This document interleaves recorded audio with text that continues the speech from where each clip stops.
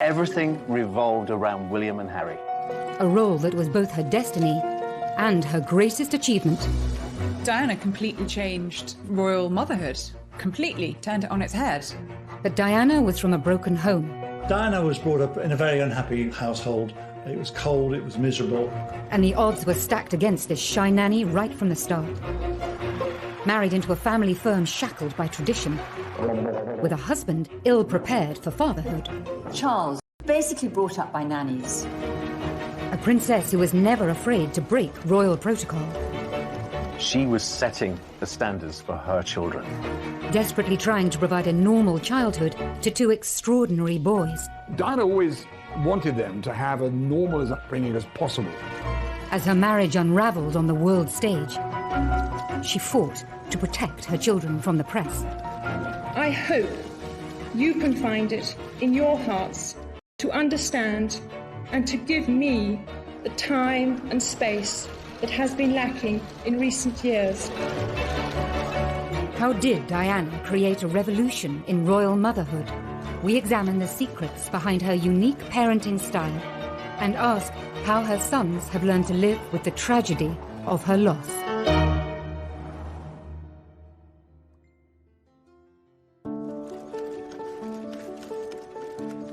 She adored her boys. She'd come in the door and she'd say, "Where are my boys? What are my boys doing?" Princes William and Harry were the centre of their mother's world. Her approach to motherhood was completely different to anything we'd ever seen before. She put motherhood first and foremost. Motherhood for Diana was her principal purpose on earth. I mean, she considered raising William and Harry as her number one task. Being the Princess of Wales was a secondary option. Today, her boys have followed in their mother's footsteps, becoming devoted, hands-on parents. Diana was an earth mother, really. And from the start, she was determined to keep them as close as she possibly could to her. And she wanted to show that they were loved. I mean, she said, "I'm going to shower them with love and cuddles and hugs," because I didn't get that when I was a child. But the devotion that Diana displayed to William and Harry was in stark contrast to her own childhood. Diana felt, age 6, that she was unloved and unwanted. And those are feelings that she took into her adult life, and feelings that I think never left her. Diana was from a very aristocratic family, the Spencers, but her parents had a very acrimonious divorce. One of Diana's most vivid memories was hearing her mother. She was profoundly affected by that memory. She wanted to ensure that she and Charles gave William and Harry the kind of upbringing that she felt she was deprived of by not having a mother around for such a large chunk of her life. She herself had not felt loved in the very peculiar circumstances in which she was brought up, with Rain Spencer, the new wife of Earl Spencer, whom she described as acid rain, and a whole lot of nannies who were very unsympathetic. Diana's late teenage years followed the path of many girls of her social status and background. Diana was a quintessential Sloane Ranger, the kind of girls who wore flat shoes and long skirts. They came from a certain class and had a certain style, and she was a perfect example of that. It was no surprise that one of Diana's first jobs was working as a nanny for an American family in London. I think girls like Diana are programmed to become mothers. She went to a boarding school that was not particularly academic. Girls were not expected to have great careers. I don't think she was at the forefront of the feminist movement. By 1980, she had her first full-time job as a nursery teacher's assistant in Pimlico. I wanted to teach children. They said, "Why not come along?" So I first started off doing afternoons, and then I took over the mornings and did whole days. Can I ask you if it was your own childhood particularly? Oh, yes. What? Did that prompt you into wanting to do it? I just love children. She was always happy and outgoing, showed a great sense of humour, and was very relaxed with the children. From the minute she walked in, you could tell that she had a really genuine love for young children, particularly the very small ones. And anyone who arrives with a baby, you could guarantee that she would be there to feel the baby. Then, that summer, she attended a polo match and caught the eye of a future King of England. When Charles first met Diana, She had seemed to be absolutely perfect. She seemed to love the countryside. She was a funny, easy, carefree girl who seemed to love Charles, love everything that he loved, and just be simple, uncomplicated. Their romance blossomed over sailing weekends at Cowes and a visit to Balmoral. Prince Charles had to find someone who was eligible, a virgin, of aristocratic background, that would provide him with bloodstock. On the 24th of February, 1981, the couple announced their engagement to the world's press. Yesterday you were a nanny looking after children. Now you're about to marry the Prince of Wales, and one day you would to make all of a sudden the transition. It is, but I've had a small run out to it all in the last 6 months. And next to Prince Charles and I can't go wrong. Bear with me.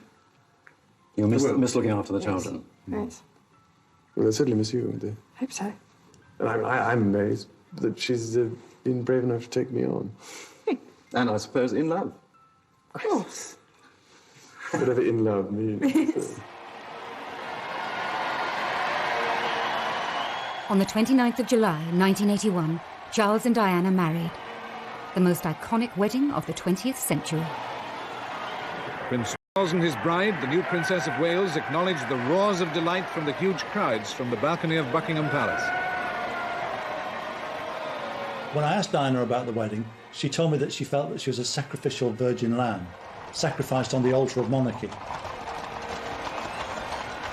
Her prince in shining armour did arrive and carry her off, but not to a fairy tale. Really, she became a broodmare. Just over 3 months later, Diana was officially pregnant. The princess was, for once, rather coy with the photographers. Your Royal Highnesses are to be blessed with a child. As soon as Diana became pregnant, she really did come into her own, because she always wanted to be a mother. And as soon as her baby arrived, that was it. She was setting the standards for her children. The arrival of Diana's first child breached royal protocol for direct heirs to the throne.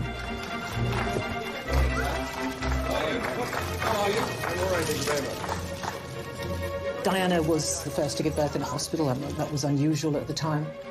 But this was the beginning of change within the royal family. I mean, Diana, from the start, was doing things in her own way, and that was a different way.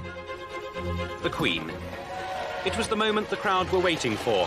He smiled and waved to them. They cheered back. The Queen had given birth at Buckingham Palace, and that was considered the norm in those days. This was a surprise for the royal family when the royal surgeon was told that he wasn't to deliver the baby, and someone else would. 1-0 to Diana. Diana had broken the rules and won. But she was soon to discover that being a royal mother would become a series of battles that would ultimately end in all-out war.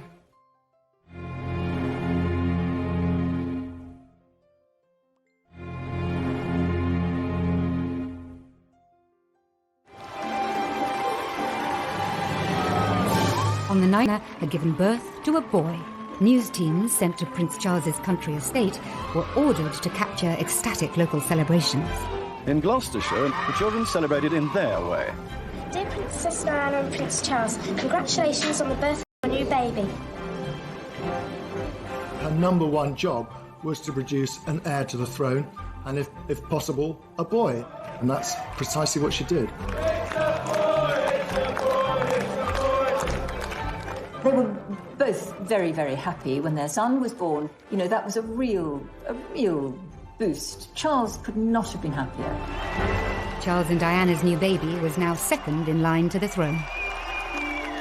They have been saying, well done, Charlie, let's have another one. On the programme of events. Bloody hell, give us a chance. Have you thought of a name yet, sir? Have you thought of a name yet? No, we thought of one or two, Is but the princess well? a bit of an argument about it.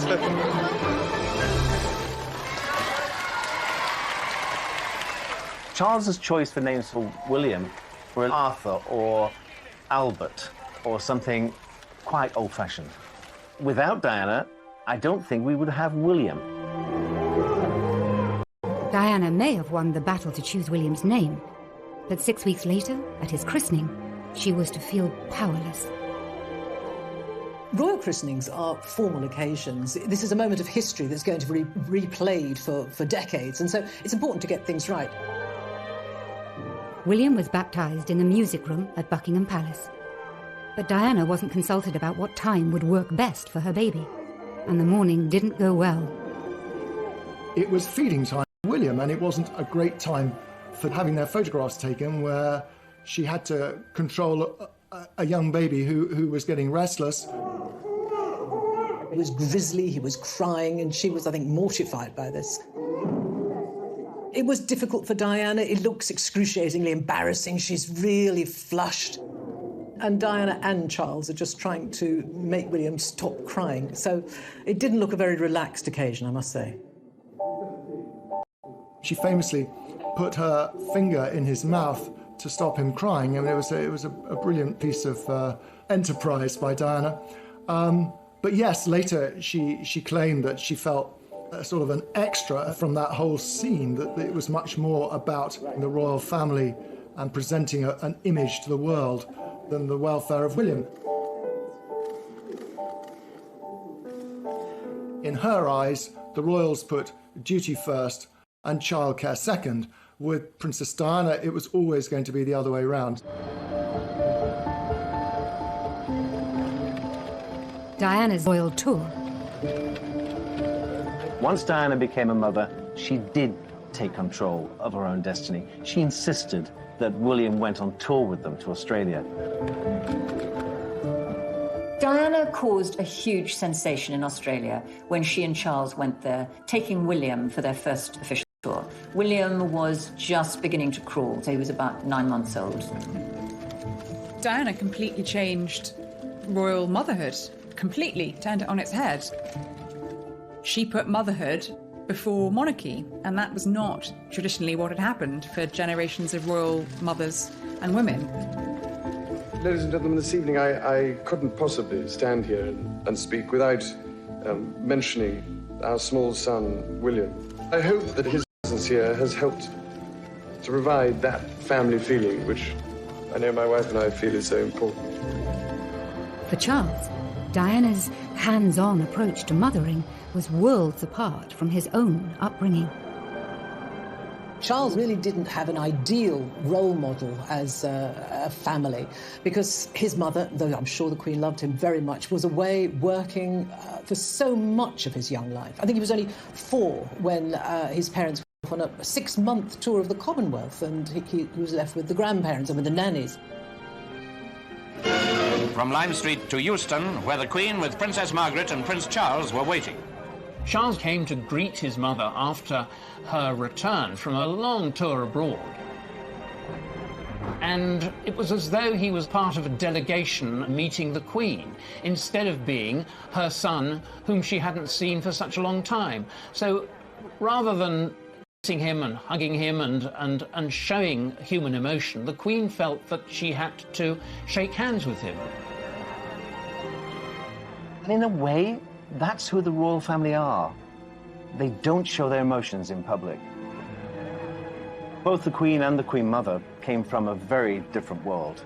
In a world where children were pushed away into the royal nursery and brought up by someone else, and they were just brought out at certain times.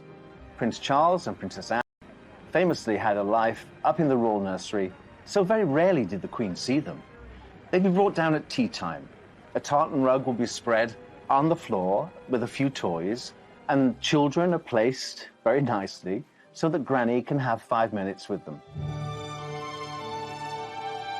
Diana broke the royal mould in the sense that she dispensed, to some extent, with the whole nanny state.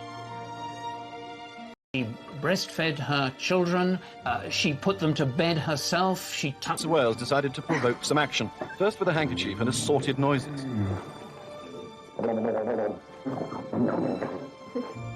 Charles was keen to demonstrate his desire to be a domesticated dad.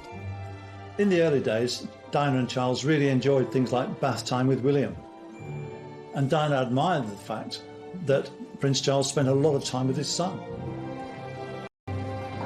Charles understood the need to love. He did love. He understood the need to be secure. But again, I just don't think he didn't have the role models. I think it was Charles especially saying he handled it well.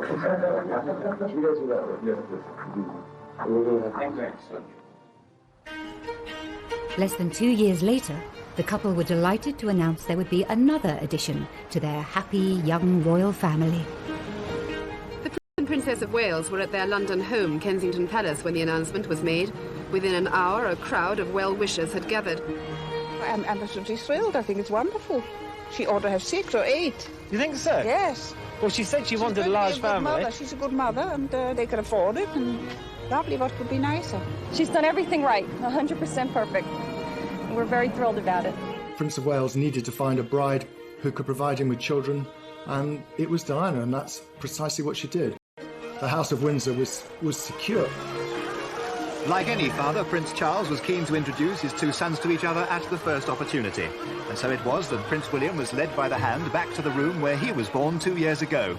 William, of course, was excited about seeing his mother again, unaware and uncaring that he was also to visit the new third in line to the throne. Prince Harry was born on the 15th of September, 1984. The tiny bundle in the white shawl was receiving his first sights and sounds of the outside world. But from the glimpse we saw of him, it appeared he was fast asleep. The princess looked happy, relaxed and well recovered from her labour. But the birth of a second son would prove to be the high watermark for Charles and Diana's relationship. During her pregnancy with Prince Harry, Diana told me that she's had the happiest time with Prince Charles. But the shutters went down after the birth of Prince Harry. Prince Charles said, oh, it's a boy. He wanted a girl, and he had red hair, so he was a Spencer. She said that something in her snapped after Harry's birth. Diana was a very, very complex character, and I think she was a very damaged character. And in common with many people who have the sort of damage that she has, they can present a very, very normal and happy front to the world. But when they go behind their front door, what Charles saw and the people who lived in their household saw was something very different. Over the next few years, Diana's deteriorating mental health would coincide with Charles's new affair, with his first love, Camilla Parker Bowles. We were an unhappy organisation. We were keeping a lot of secrets. We were conscious that at the heart of what we were doing was this deceit. And that had a corrosive effect on relations. It had a pretty corrosive effect on the way we delivered the royal engagements that we did. They were all pretty good, but I used to think how much better they could be if the effort we were putting into concealing the truth were actually put into the day-to-day royal business. William and Harry were kept away from the underlying issues within the royal household. Despite the ordinariness, if you like, of the William and Harry's childhood, there were huge numbers of staff. I mean, Diana liked having people to take care of her, as does Charles. So there were nannies and all sorts of aides and assistants who could spirit the children off and entertain them. In those formative years, they were unaware of the difficulties that their parents were going through. And I suppose in that sense, they were quite privileged because there were people like me, the team that I had, the other members of the household staff, that were able to be part of this entertainment group that gave them laughter, certainly. Diana always encouraged her children to call all her staff by their first name. She saw everybody within the household as an integral part of that family. And thus enabled William and Harry not to be distanced from them, not to be sort of completely isolated. They had the completely free roam of the palace. And I think that's a good sign. But by the late 80s, cracks in the marriage were wider than ever. Diana always told me that she and Charles, whatever their differences, tried never to row in front of or because of the boys. And I do think they tried to be good parents in that way. I honestly don't think Harry ever really knew quite how bad things were between his parents. William certainly did. Diana herself talked about William passing tissues under the bathroom door because, he heard his mother crying because of what was going on in the marriage. And him declaring that he wanted to be, when he grew up, he wanted to be a policeman so he could take care of mummy. I mean, enchanting sort of anecdotal evidence but nevertheless, it was evidence that William was aware that something wasn't quite right. I think William and Harry were protected during this time because they were away at school. I'm sure it's much the same as many people who go to boarding school. They don't really know what's happening to their parents on the outside. She sprinted past the other mums to finish a close second. But for all the best intentions of protective grown-ups, William and Harry's childhood innocence would soon be shattered. Within a couple of years, their parents would be openly fighting it out in the full public glare, in what became known as the War of the Waleses.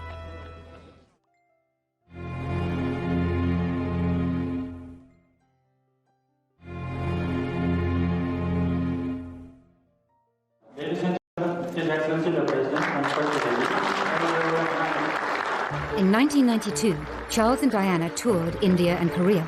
It proved to be a PR disaster. Diana appeared to be reveling in revealing the cracks in her marriage, with missed kisses, isolated photo calls, and moments of misery. In the UK, a series of newspaper stories had created a tabloid feeding frenzy. The scene is now set for a major circulation war between the tabloid newspapers. At the very centre, once again, the private lives of the Prince and Princess of Wales. Now the boys were older, more aware. The breakdown of their parents' marriage could no longer be hidden from them. It was very difficult for William and Harry to have to listen to their parents' marriage disintegrating in public. It must have been a nightmare for them. The Queen was forced to step in, and by the end of the year, the boys' parents decided to formally split. The separation was announced by the then Prime Minister John Major. It was a very defining moment for the entire world to see. It is announced from Buckingham Palace that, with regret, the Prince and Princess of Wales have decided to separate. Their Royal Highnesses have no plans to divorce, and their constitutional positions are unaffected. This decision has been reached amicably, and they will both continue to participate fully in the upbringing of their children. I think the boys were very unhappy and sad when they separated, but they knew it was coming. I mean, Diana told them, and Charles spoke to them too, about what was going to happen. So during the week, the boys would still be in their same bedrooms at Kensington Palace, and every weekend they would then go to Highgrove for the weekend anyway, and that sort of routine carried on. And at one stage, one of the boys said to Diana, actually they were now getting double everything because they got 2 holidays, 2 skiing holidays, 2 summer holidays. And of course they were sad, but William certainly realised that his parents just no longer could live under the same roof. I think Harry said he didn't see enough of either of his parents because they were constantly shuttling between the two as the separation happened. They both saw a lot of things that a lot of young children aren't. Public and private pain that her boys were exposed to. Diana then made a shock announcement, inspired in part by her desire to give more time to her children, away from the spotlight. When I started my public life 12 years ago, I understood the media might be interested in what I did. Clearly, Diana had snapped at that point, feeling that the media were intruding on her privacy, but more importantly, on the privacy of her children. But I was not aware of how overwhelming that attention would become, in a manner that's been hard to bear. She felt if she retired from public life, it would give her breathing space. Time to be with William and Harry, time to repair her relationship with them. I hope you can find it in your hearts to understand and to give me the time and space that has been lacking in recent years. Of course, her focus was going to be very much on the boys. I mean, I think she wanted to be around more to perhaps to talk to them, to help them if they wanted it, to discuss their lives. My first priority will continue to be our children, William and Harry, who deserve as much love and care and attention as I am able to give, as well as an appreciation of the tradition into which they were born. A month after her separation from their father, Diana treated William and Harry to a surprise holiday on a remote Caribbean island. We arrived on the island of Nevis, free of the press for 2 days. She was there with 2 friends of hers that had their children. She'd sort of, picked up 2 roaming children within the hotel and said, come and play with my sons. They were the same age group. She became the sort of the Pied Piper of Nevis for a while, just gathering in these people from this small plantation inn. I've always said that this holiday with Diana's friends was probably one of the best holidays that she'd actually had. This is a rare glimpse of the real Diana, seen here with 8-year-old Harry, now removed from the restraints of royal protocol and hidden from the gaze of the press. Diana is free to be the fun-loving, hands-on mum. This was a new chapter for Diana as a mother. She and Charles were now modern co-parents, sharing the duty of raising their sons. They got very used very quickly to having these 2 lives, one life with Diana and one with Charles. But of course they were as devoted holidays, and they loved being with the rest of the royal family and doing all those things they did. Now that she was on her own, Diana sometimes treated William and Harry more like confidants than sons. She treated them as equals. And in many ways, they were adults before they should have been. Because of the trauma they've been through in their lifetime, they grew up very quickly. Diana was a very, very loving mother. There is no doubt about that. But I do think that she perhaps shared too much of her personal problems with them. They were children, and I think it's very difficult for a child to see a parent's raw emotions. William once very shrewdly observed about being with Diana that there's always a crisis with Mummy and things are much calmer with Papa. Yet there was one area of her life that Diana was determined to keep private from her sons. I think Diana would have trodden very carefully when she was introducing new men into the boys' lives. I think that was always uppermost in her mind. And I think many of her relationships were secret. She tended to conduct these relationships when the boys were away at school. She was very conscious that it would be difficult for William and Harry if there was a strange man around the house. And that actually didn't happen very often. 1 or 2 called in when the boys were there, but she treated it in a fairly light-hearted way, and the children didn't get confused by it. But when a new woman came into her sons' lives, Diana was anything but light-hearted. In 1993, Charles hired Tiggy Legg Burke as a nanny to the boys. The relationship between former royal nanny Alexandra Legg Burke, or Tiggy as she's better known, and the Princess of Wales has been the source of much speculation ever since she first appeared in royal circles. Diana was said to have resented her high-profile role as Girl Friday and mother figure to Princes William and Harry. Diana accused Legg Burke of falling pregnant with Charles's child and was furious with the nanny for allegedly smoking constantly in front of the boys. Diana let it be known in no uncertain terms that she was extremely jealous, and she became vindictive about Tiggy Legg Burke, who became a central figure in the boys' lives after the separation. They really got on so well with Tiggy. But for Diana, it must have been hard. She knew that they were out and about enjoying themselves, hugging, sharing with another woman. A possessive Diana was determined to keep her boys in Kensington Palace, as close to her as possible. When it comes to Gordonston in Scotland, insisting on nearby Eton instead. That schooling gave William the opportunity to spend time with his schoolmates at their home, and, virtually every other day that during term time, his schoolmates were invited back to Kensington Palace. Eton is the perfect choice of school for a royal child, really, because the Queen at Windsor Castle is just across the river, and William and Harry did both go and visit the Queen and their grandfather and have tea with them, or they knew people. They were comfortable there. It was the right choice, I think. But just as life seemed to be settling for the boys, a new round of public warfare broke out between their parents. Then there were the television programmes. This time, the headlines were of their own making and took the War of the Waleses to a whole new level. First, Charles was interrogated into confessing his infidelity by Jonathan Dimbleby on ITV. Did you try to be faithful and honourable to your wife when you took on the vow of marriage? Yes, absolutely. And you were? Yes.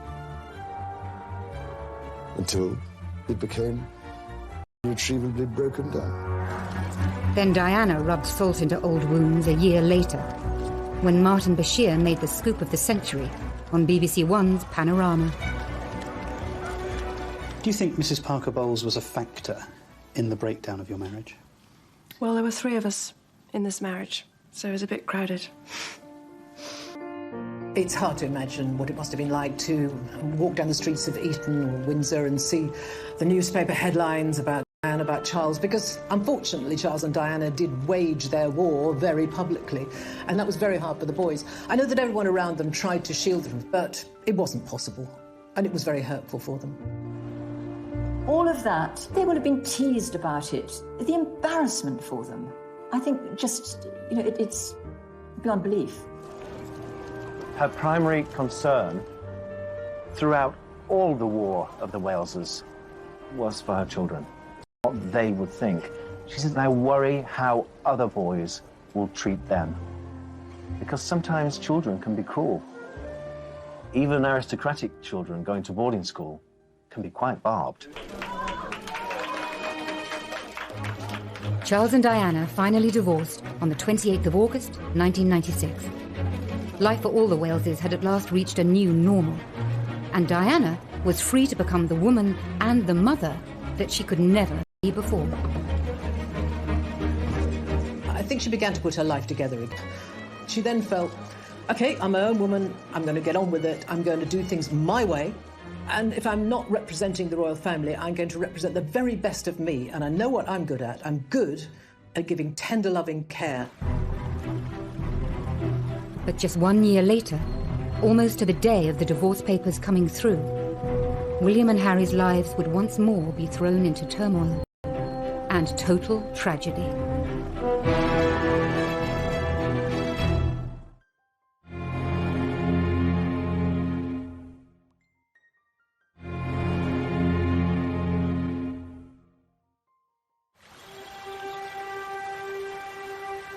On the 30th of August, 1997, a 15-year-old William and a 12-year-old Harry were enjoying the annual summer break with their father at Balmoral.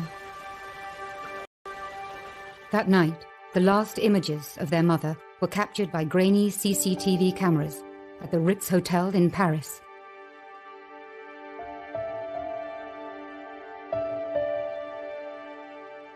Imagine what it's like being a fairly young boy and your mother dies very, very suddenly, very, very dramatically.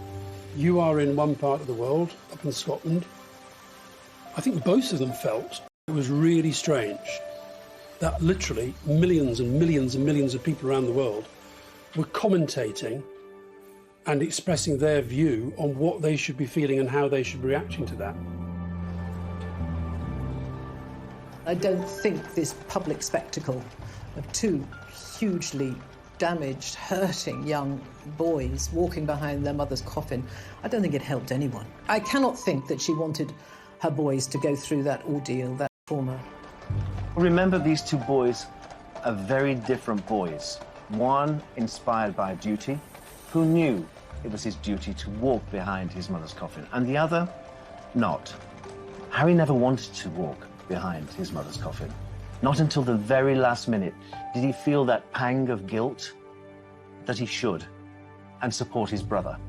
And that's why he was there, to walk with his brother.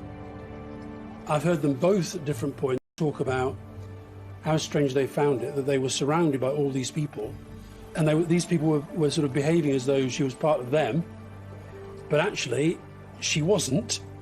William and Harry were being expected to behave in a certain way, and indeed behaving in that way. boys had lost their mother, but their mother's love for them and their ability to show love lives on. And no father, no mother. Really sweet. Diana's legacy is in every single bit of everything that William and Harry do. I don't think you can underestimate that. Every time I've spoken to Harry, he thinks about what his mother would have thought of what he was doing. And he's spoken about wanting to, make her proud and hoping that she would feel proud with a lot of the work he's done. I think it's fairly obvious to everybody across the world what the key issues are. They're certainly not political issues, they're humanitarian issues, and they're ones that need to be talked about, because if we talk about it, then we'll hopefully be able to fix it before it becomes a complete disaster. And the same with William. I think people talk about, gosh, aren't they just their mother's boys? But they are, consciously. The more we talk about mental health, the more normal the topic becomes, and the more we feel able to open up and seek support.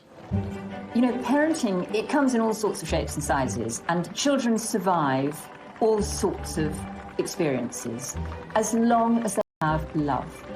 As long as a child feels secure and loved in its first 18 months of life, then it can withstand just about anything.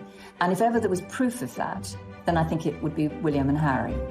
They've been through some terrible things, but they have survived, and I think they had, indisputably, an absolute bedrock of love and security when they were small. They're not completely stiffly formal. They're sort of natural and easier. Diana opened their minds and their eyes in so many ways. It's given them a very inquiring nature, and it's made them very relatable. People really enjoy meeting them and admire them hugely, largely because of what Diana provided for them. And when he walked through the minefields, I was so proud of him. That little boy who loved his mummy so much, following in her footsteps, literally, paying homage to the path which she trod. William's carrying on his mother's work in a more subtle way. He's approaching homeless, HIV and AIDS at the boardroom level. I feel very closely linked to Centrepoint. It is a charity with which both my mother and father became passionately involved. Indeed, it was while my mother was patron that Harry and I had our first contact with Centrepoint. Prince William is far more Hanoverian than Prince Harry. He's shown himself to be wiser and been prepared to accept what's happened and moved on. And I don't think that Prince Harry has ever really moved on from the traumas that he's faced in his life. You see in William, sometimes the way he will sit and listen to people in a meeting or a conversation or an event. And it's literally like looking at Diana. Reflections of Diana can even be seen in her son's different choice of wife. That she was preparing him to be king one day. Kate is the most perfect support and consort for a king. So I think she would be very pleased with Kate. The one thing she did say, certainly to William, was about the woman he married should first and foremost be a friend. Why did she say that? Well, she felt that she never got to know the Prince of Wales. Harry is a much freer personality with a freer life ahead of him, and Meghan is perfect for that. Diana always said from a very early age there was a very rebellious streak in her. Very independent, very feminist. There are parallels, obviously, between the way Diana decided that the media attention, the way of life was too much for her, and the way Harry and Meghan have chosen to quit as senior members of the royal family, even more dramatic. And I think that Harry is replicating his mother's footsteps there and saying that it isn't the way of life for me. I think Meghan is the one who has possibly taken an objective view and given Harry a way out that he was looking for before Meghan, but hadn't conceived possible. Now, both princes have children of their own. As parents, they seem to be very aware of the psychology behind their upbringing. Prince Harry can't get let go of Archie. He seems to be besotted. It's ironic, isn't it, that Princess Diana, who had a troubled childhood, and Prince Charles, who's complained of distant parenting, have brought up two kids, William and Harry, who are both triumphs of parenting.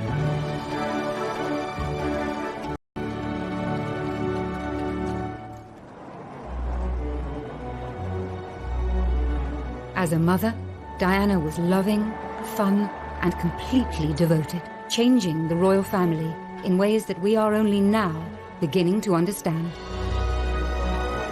She was a one-off. We are still talking about her now. Diana completely changed royal motherhood. She put motherhood before monarchy.